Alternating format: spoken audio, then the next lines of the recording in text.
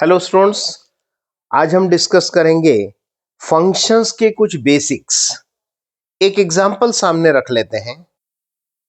इस एग्जांपल में एग्जीक्यूशन का सीक्वेंस क्या होगा? तो एग्जीक्यूशन स्टार्ट होगा मेन फंक्शन से। वो मेन फंक्शन के अंदर आएगा, सबसे पहले स्टेटमेंट 1 करेगा, फिर स्टेटमेंट 2 करेगा। उसके बाद ये फंक्शन का कॉल मिला, जिसकी वजह से यहां से कंट्रोल शिफ्ट होगा, एबीसी फंक्शन में आएगा। 6 करेगा, 7 करेगा, 8 करेगा, फिर यहां से वापस आएगा, स्टेटमेंट 3 करेगा, 4 करेगा, 5 करेगा। दिस वे एग्जीक्यूशन का सीक्वेंस ऐसे होगा। स्टेटमेंट 1 2, फिर एबीसी का कॉल, वहां जाकर 6 7 8, उसके बाद वापस आएगा 3 4 5 3 4 5। This way the sequence will be there. यहां पर अगर हम टर्म्स देख लें तो ये लाइन लिखकर हम उसे क्या बता रहे हैं? ये वाला पार्ट लिखकर हम उसको बता रहे हैं कि एबीसी फंक्शन में जाओ।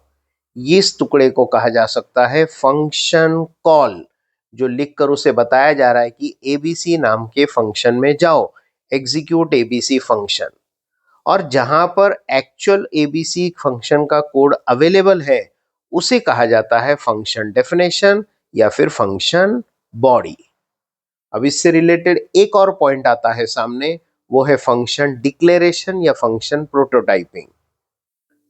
जो भी फंक्शन कॉल के बाद डिफाइन हो रहा है उस फंक्शन को ऊपर यहां पर डिक्लेयर करना पड़ता है। डिक्लेयर कैसे करना है? फंक्शन डेफिनेशन का first line as it is यहां पर लिख देना, and with the semicolon, that is called as function declaration या फिर फंक्शन प्रोटोटाइपिंग।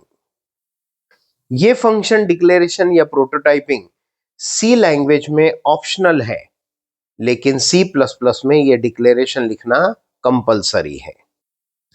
अगर ये फंक्शन का कॉल ऐसा है कि एबीसी में जाओ, जाते हुए 7 और 2 दो इंटीजर लेकर जाओ, तो डेफिनेशन में भी यहां पर दो आने वाले इंटीजर को रिसीव करने के लिए इंट एक्स इंट वाई इस प्रकार से वेरिएबल्स रहेंगे, ताकि ये 7 वैल्यू एक्स में, ये 2 वैल्यू वाई में स्टोर होगी एंड अकॉर्डिंगली वहां पर प्रोसेस होगा। फिर नेचुरल है कि डिक्लेरेशन में भी यही इंट इंट यहां पर ऐसा रिफ्लेक्ट होगा, जहां वेरिएबल के नाम लिखना ऑप्शनल है। आई होप फंक्शंस के ये कुछ बेसिक्स आपको अंडरस्टैंड हुए होंगे। वीडियो अच्छी लगी हो तो लाइक करना, शेयर करना। चैनल को अभी तक सब्सक्राइब नहीं किया है तो चैनल को सब्सक्राइब करो। Thank you very much.